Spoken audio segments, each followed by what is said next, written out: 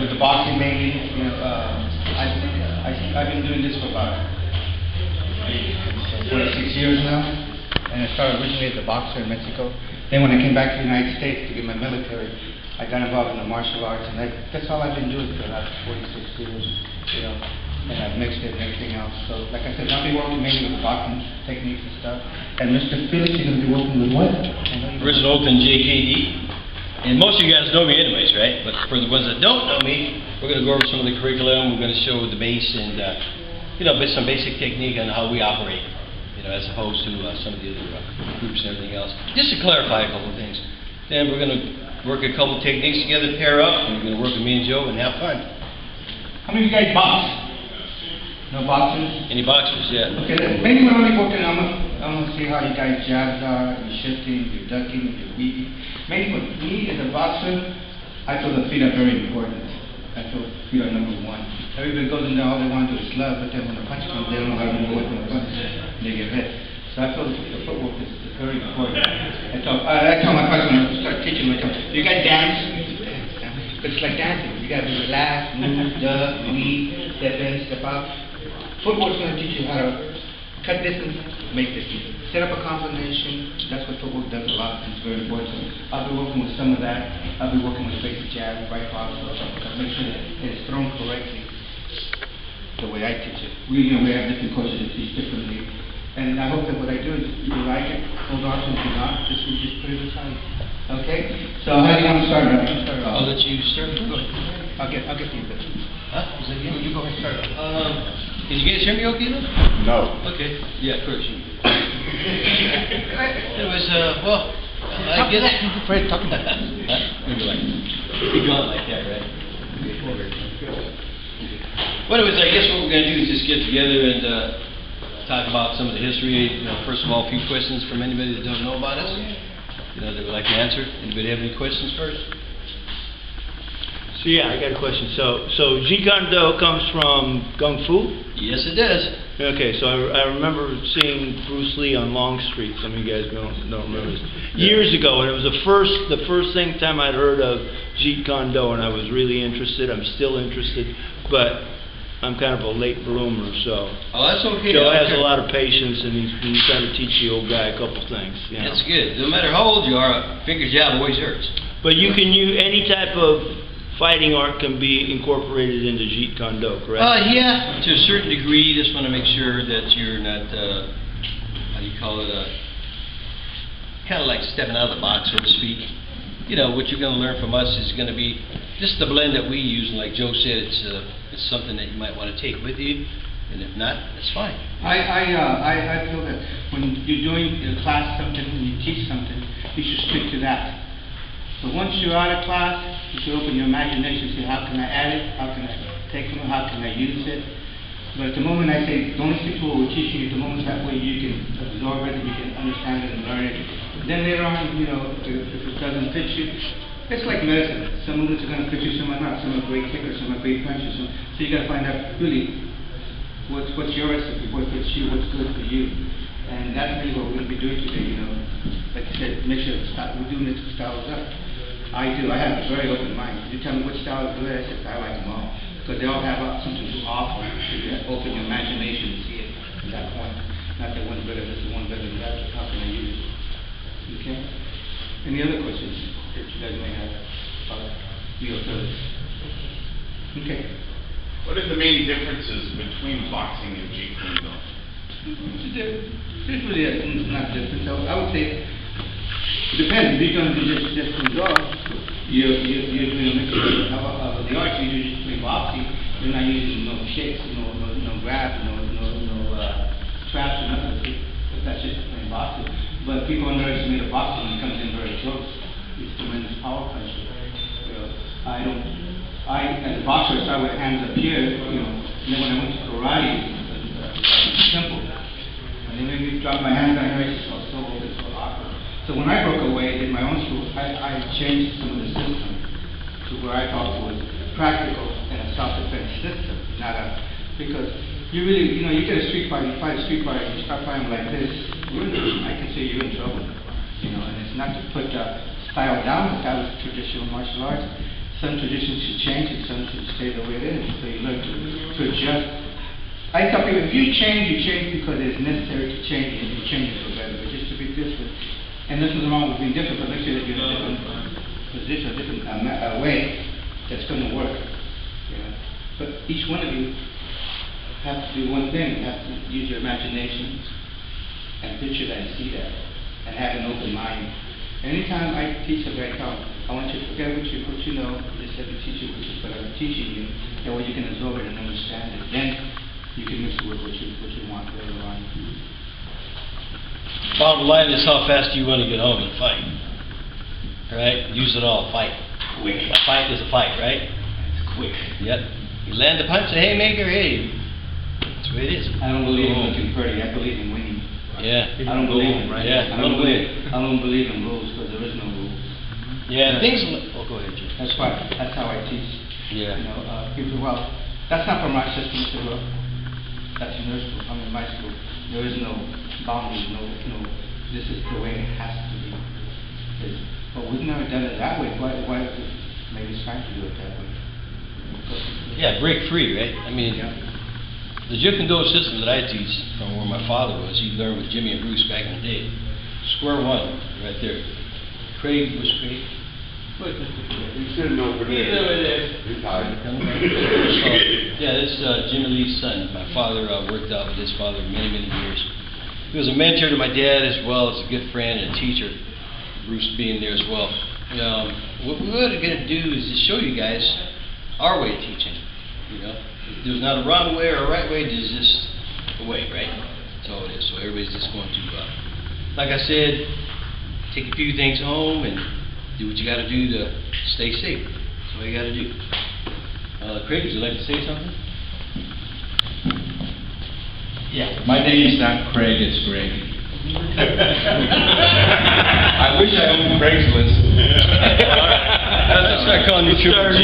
Craigslist. But I do appreciate being here with you folks.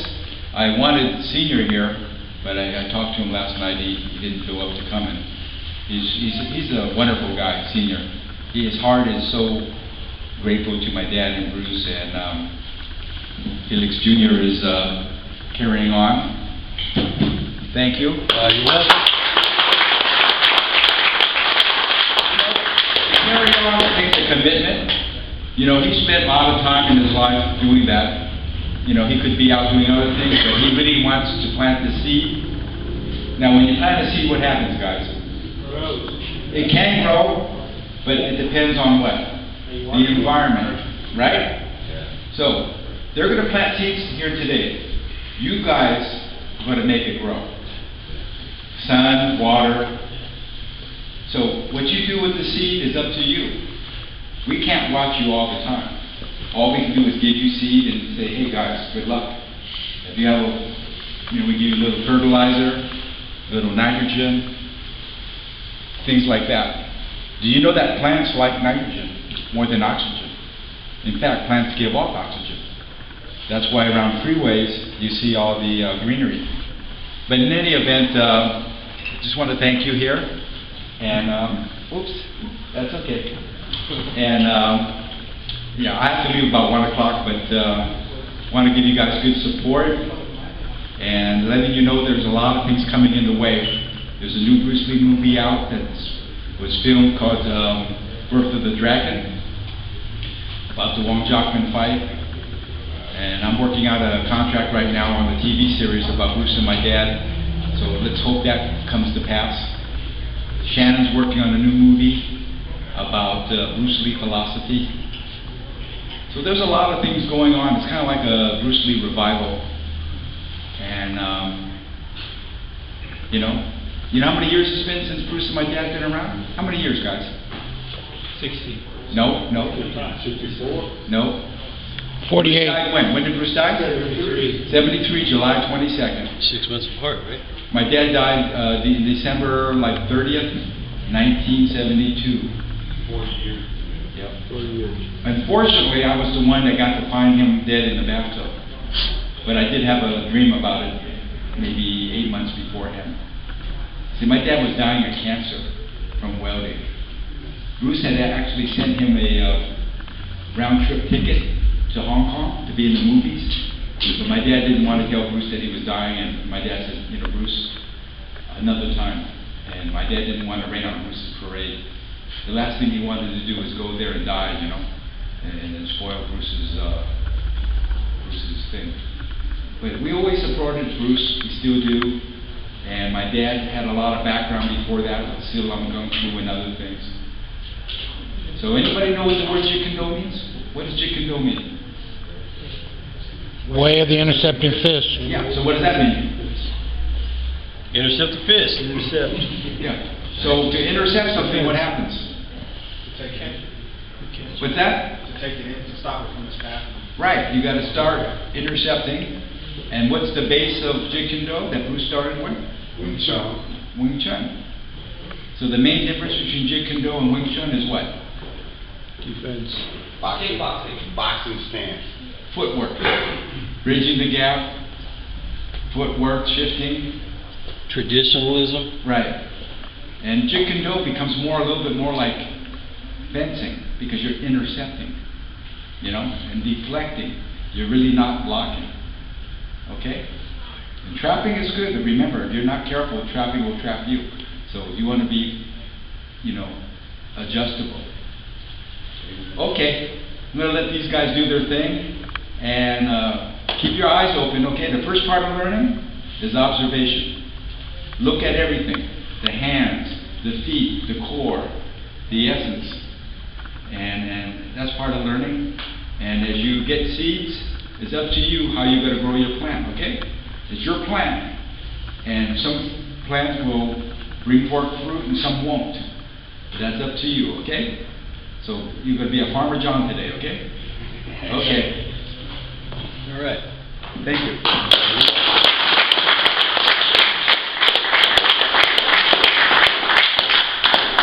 Oh, before we get started, is there anybody else want to come up here and say a little something for us? Anybody? Oh, by the way, this is a good friend of mine, Robert Leo. We worked together since the early 80s. I think we both got divorced at the same time, huh? Yeah, probably. A long time ago. We've been together working out for many, many years, sharing ideas, doing different things. Broke away from tradition, kind of put things together, and I'll let him have at it with the word. Sure? Yeah. Okay, by the way, his original instructor was John O. And he should be coming around too. He's a Qigong guy now. So he's going to go over some Qigong and talk about the importance of combining Qigong, you know, with mental health and with the body and how it works with the Kung Fu and boxing and whatever. Okay? Anyways, any questions before we begin? Nothing? We're ready to go, right? Any questions at all during this whole thing? I don't care if we're doing something, feel free to ask. I have a question for Grandmaster Joe. Yes. Your basis is boxing, but is it right that you integrate other martial arts into your boxing system? Well, my roots lie in Chinese Kempo. I was taught, we started with Moors, and from Moors I went to Gaylord. I like Gaylord because he had been boxing himself, so we were able to work better that way. Sunny Umpan, over 30 years in the Eskrima, sticking knife fighting, and the Kung Fu system. Those are my main roots, but I'm always taking from somebody. Even if it's a little kid that comes in with something, ooh, I like that, I'm gonna take that. Give it to a little kid. You know, because you should have that open mind. That's how, you know, I tell people it's a toolbox. And if you're taught something, you do it one way, so well, we do it this way. Well, now you got another way to do it. That's how I tell people to look at it. But yeah, those are my main roots: Chinese Kempo, Kung Fu, and boxing, and just together I branch out with other systems. That's me, just that worked out for quite a while. My question was like in the ring, when you're teaching boxing in the ring, do you encourage people to mix styles and take from other things while still in the You know, boxing? that depends. Some people want to come and want to do the mixture. Some people want to just do plain karate. Some people want to just do the boxing. But if you're taking for conditioning for self-defense, I think the mixture. You know, you can kick good, you can trap, you can move around. You know, you're a harder person to take on in that matter, and not just think of one system or one style. Yes, sir. I was Grandmaster Joe's first student when he left Chinese temple that started out on its own. And that was many years ago. I was about 15, 16. And Master Felix's dad would come by and visit our school all the time. One of the things that I found the best about Grandmaster Joe was that he encouraged instructors from other schools to come in and teach his students. He trusted that people would, that certain people would do a good job and be careful with us and show us what they knew.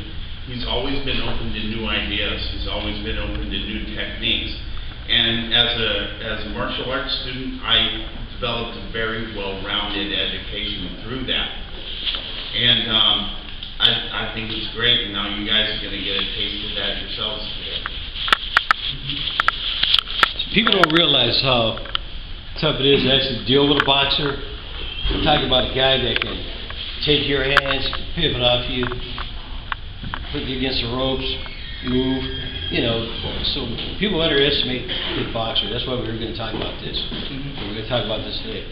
They can ride your hands, they can maneuver you just like a good kung fu guy would. So like he was saying, when you're in there with them, you got to be careful what you're doing. You know, tradition's cool and everything, but sometimes you got to keep your hands up. So what tradition, you know, is like, I tell people I'm not a traditional martial artist, and I am. Tradition is sturdy, but it can become a handicap if you don't let you grow. Like, you know, well, my father did it, my father did it, my father did it. Maybe it's time to change a little. Have enough mind to live, do it this way or that way. So tradition is good and bad, depending, you know, because I think certain things work good and they don't need to be changed. Don't change it. Those things to be changed, and you become you. Because what you do this well, people come to what you're doing good, stick to what you're doing. You know, because like I said, what might be good for me might be bad for you. So I tell people just a big old toolbox. Every time you learn, say, I got another tool in the toolbox now. How can I use it? So I do a mixture, you know. I remember one time taking a guy from Japan on him. He couldn't touch it because I asked him at the end we had a talk with him, and he said, you didn't stay still, you kept on changing stuff, but never figure you out. So that's what you want to be able to do. You like using something, don't use it right away, set on it. Play with it. Show them one thing. Like when you go in a restaurant, they show you the big old tray of food and they bring you a plate, it don't look the same. Same thing, show them something, give them something else. Okay, before we get started, who do we have visiting from another school? I do believe that's Mr. Grover, right? Yeah. Come on up, Mr. Grover, and say hello. All right, go ahead.